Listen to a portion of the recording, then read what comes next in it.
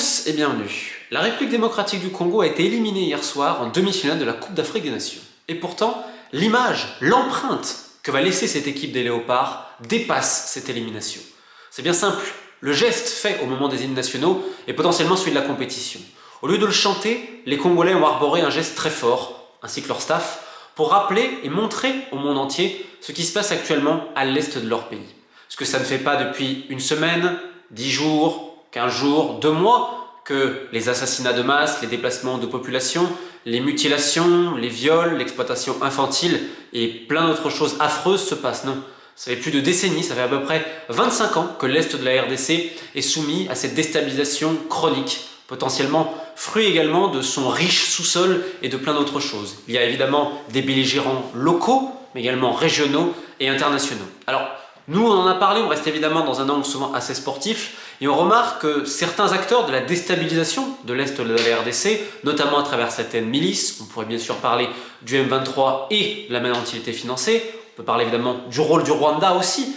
On remarquera d'ailleurs que les instances sportives ont toujours été très silencieuses à ce qui se passait à l'Est de la RDC de la part de tous ces belligérants-là. Et donc, pendant que le Rwanda va surfer avec toutes les structures sportives internationales, on a un Congo exempt qui lui tente un peu de faire valoir sa cause et ce qu'il peut faire avec sa souveraineté malheureusement bien brinque-ballante. On rappelle que c'est un pays, un géant du continent africain, un géant endormi, que ce soit au niveau politique, au niveau sportif, économique et diplomatique. C'est bien simple, si la RDC devait être ce qu'elle est, elle serait le moteur de ce continent.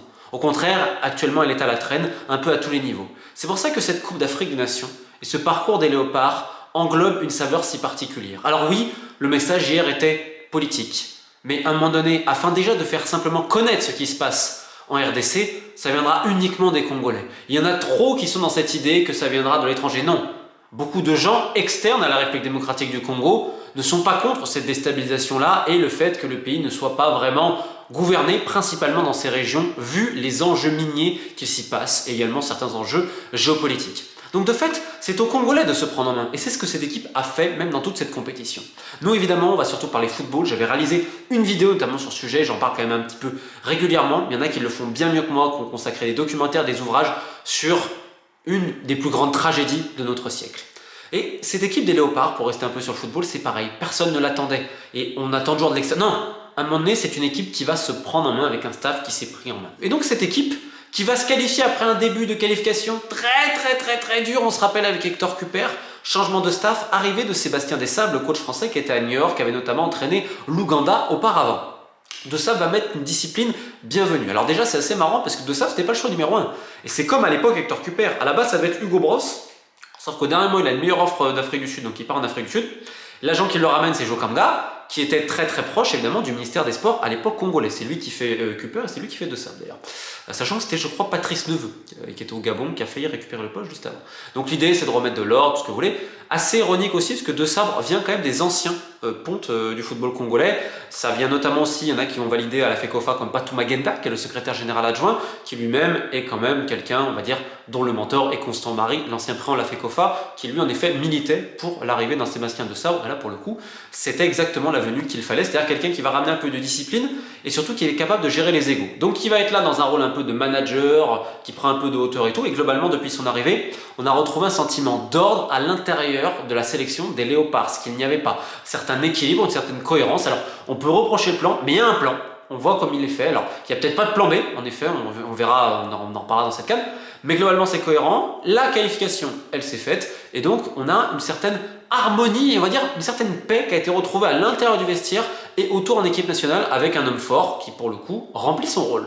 Et contrairement à certaines éditions, et ben là personne vraiment ne parlait de la RDC. Ça changeait en fait. Pourquoi? Parce qu'aussi, lors de la dernière édition, le Congo n'y était pas. Et ça restait sur beaucoup de performances décevantes et qui dépassaient d'ailleurs la sélection A. Pareil pour les sélections jeunes, où derrière la dernière aussi de campagne du Tchad a été une catastrophe. Donc honnêtement, depuis un moment, le Congo n'a pas de résultat de Léopard. Non, pas que ça soit en jeune, que ça soit en senior ou au niveau des clubs locaux. On pourrait parler également des performances de Mazembe, de Vita sur la scène continentale. Enfin bref, ça fait depuis un moment que le foot congolais a un gros problème. Donc en fait, il n'y avait pas d'attente. Et quelque part, le Congo n'est jamais meilleur que comme ça. Des fois, quand ils sont favoris, il y a tendance peut-être à pas assumer une certaine pression ou autre, mais souvent ils ont déçu. Là, personne ne les attendait.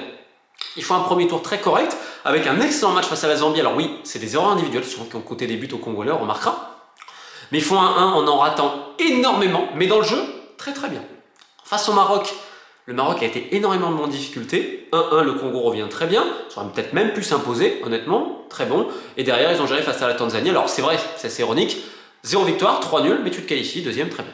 Ensuite, face à l'Égypte, et ben là, personne ne les attendait encore, surtout vu la tournure du match. On m'a dit, ok, les Égyptiens vont gagner l'Égyptienne. Sachant que je rappelle un truc, hein, l'Égypte, ça fait depuis 10 ans qu'ils jouent comme ça. Auparavant, quand ils gagnent toutes les cannes, ça joue au ballon quand même. Hein. Ne faites pas dire que les pharaons, c'est simplement ça historiquement. C'est pas le cas.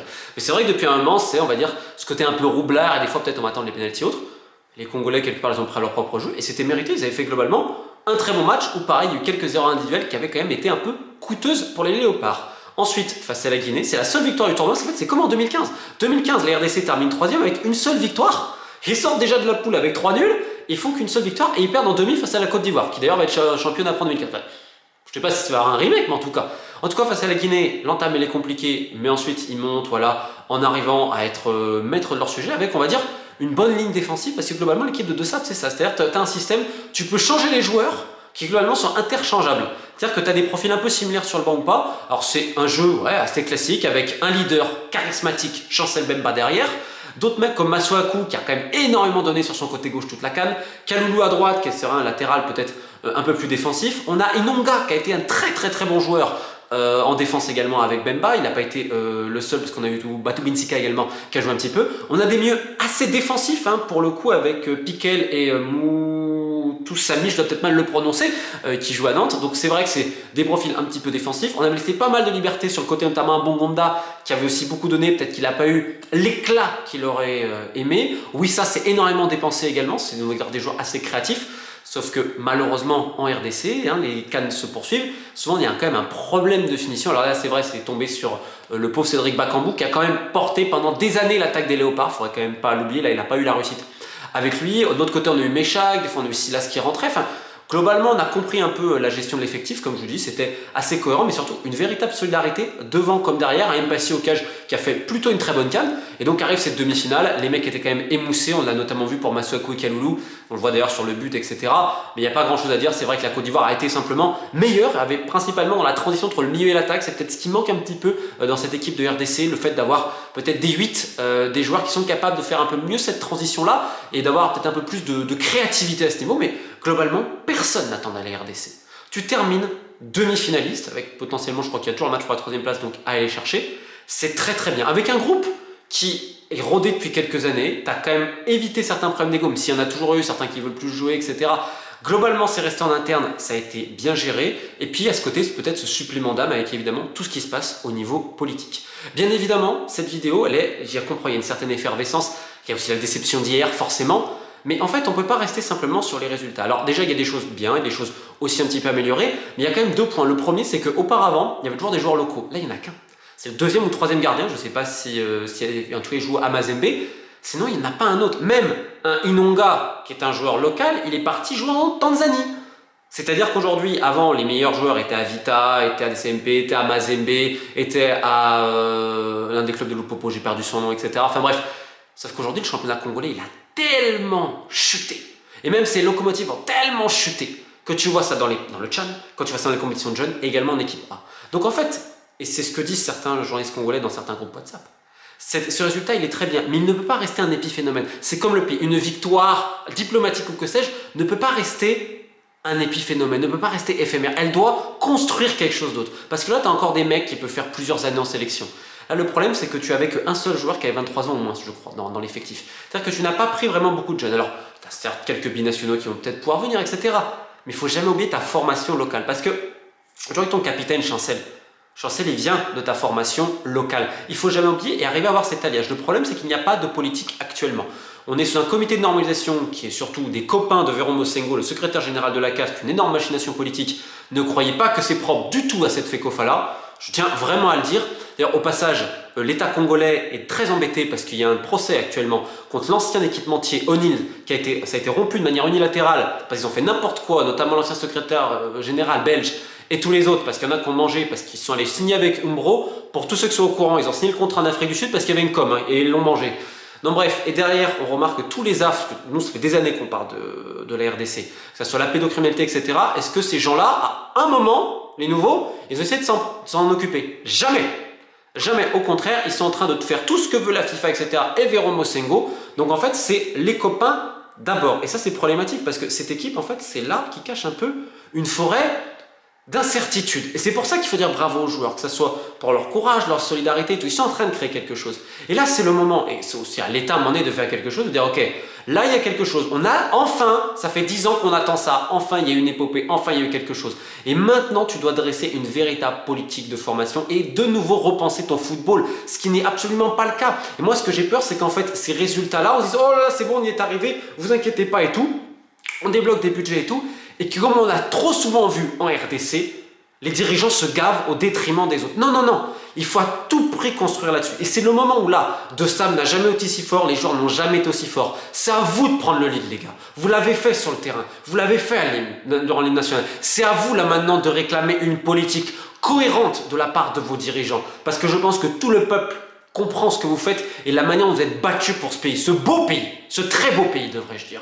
Donc il est nécessaire, c'est pour ça que je fais cette vidéo, de dire ok c'est très bien la CAN, mais comment on construit la CAN de demain, celle de 2025, les prochains éliminatoires de la Coupe du Monde? Comment on va faire pour nos jeunes? Comment on va faire pour notre sélection féminine? Comment on va reprendre notre football de club? C'est tout ça en fait. Et aujourd'hui, c'est envoyer un message fort, c'est pas aux joueurs de le faire, c'est à tous ces dirigeants-là et si possible aussi un renouvellement.